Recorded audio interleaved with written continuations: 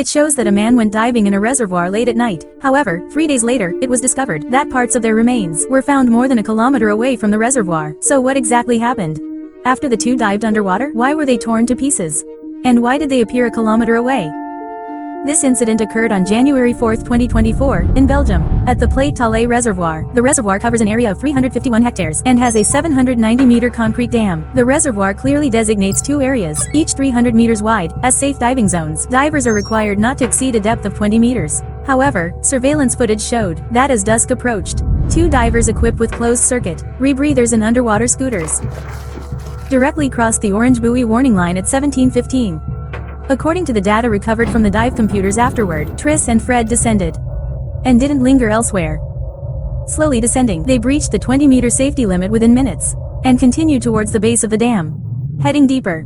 Importantly, both men held open water and PADI-enriched air diver certifications. Yet they still acted so recklessly. However, as night fell, the town's power grid load rapidly increased. At 1847, the dam's central control system automatically started 3 hydroelectric turbines. The pipes instantly formed currents, with water speeds in the intake area soaring to 5 to 10 meters per second.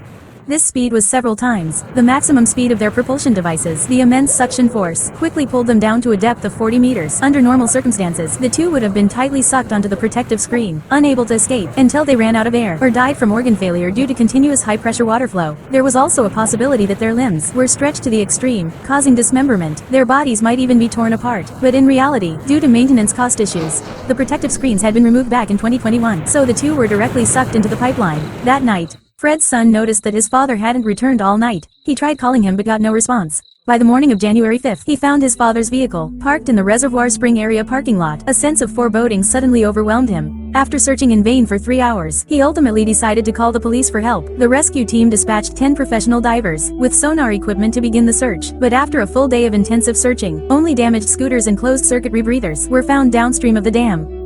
However, at this point, it was impossible to confirm if these items belonged to Chris and Fred. Later, during the second search on January 6th, people discovered the first victim's remains near the downstream area of the dam, around noon at 12:30. That afternoon, more body parts were found 1.2 kilometers away. After further examination by the police, it was confirmed that the fragments belonged to Chris and Fred. Through wound analysis, it was also verified that after being sucked into the pipeline, they were cut by turbines spinning at 150 rotations per minute, and then flushed downstream.